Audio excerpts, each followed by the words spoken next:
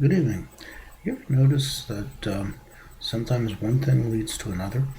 And I was discussing yesterday about the thylacine, the Tasmanian wolf, as well as other types of marsupials, and that it's assumed to be extinct now, but it's only been assumed to be extinct for about 70 or almost 80 years now. But could a remnant population be found? It is possible. Again, we cannot assume that a species is completely dead um, because sometimes we're wrong. These are anomalies. One of the most important one was the coelacanth.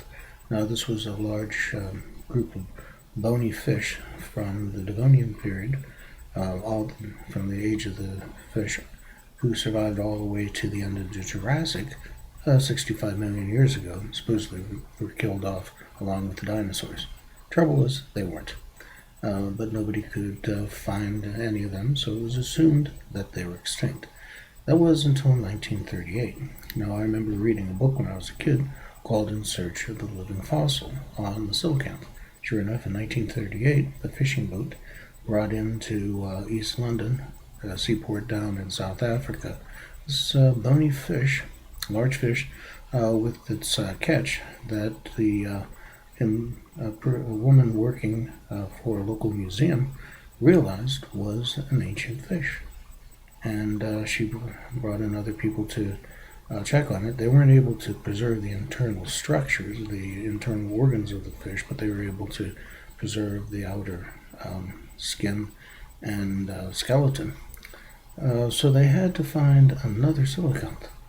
And the man who was doing that was a man named J.O.B. Smith. What I forgot was that it took 14 years for them to find, from 1948 to 1952, other examples of the coelacanth. And they found it up the coast of East Africa, off the coast of the Comoro Islands. Now, the fishermen there, every once in a while, if they were lucky, if they had placed their hook and bait at the right depth, would catch one of these. And they thought it was a nice thing to have.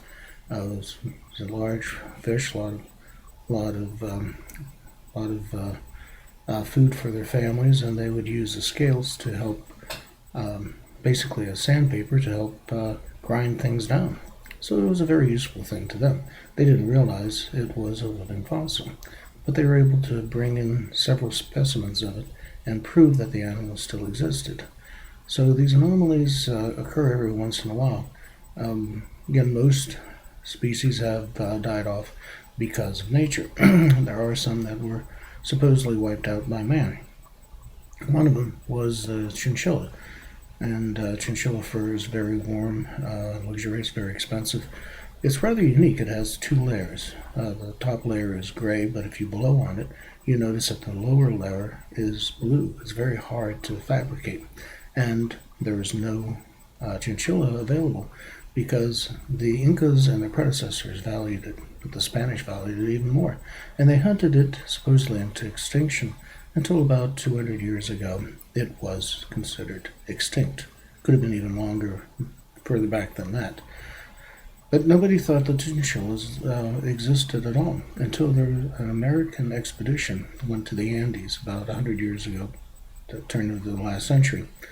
And they were looking for, I don't know if it's an archaeological one or a zoological group, but people were bringing in unusual animals and things for them to look at. One Indian brought in this little furry creature that he had found. He didn't know what it was. They realized it was a chinchilla. They said, hey, this is great. These things still exist. So they put out a reward. 6 months to a year later, they had 3 chinchillas. Unfortunately, they were all males, so they needed females. Finally, one Indian found a group of 11 individuals, male and females. As a good enough hunter and trapper, he was able to capture them all. So out of 14 individuals, most of the population of chinchillas in the world have become descended from just these individuals. But the entire species has been saved, and it's also started a whole new industry from that of chinchilla farming. You also had a situation with the American bison. They were down to about 1,000 individuals, at the turn of the last century. Now there's about 500,000. It's a viable alternative to beef. It's more expensive, but at least the bison is no longer threatened. So we kind of assume by popular opinion or scientific consensus that any of these species are completely extinct. There may be resident populations someplace, somewhere off an island or in the jungle someplace, including that third species of egg-laying mammals that they found in New Guinea. So again, one thing leads to another. There's always something new and interesting to find, and we just have to keep looking. And I'll have something for you again tomorrow.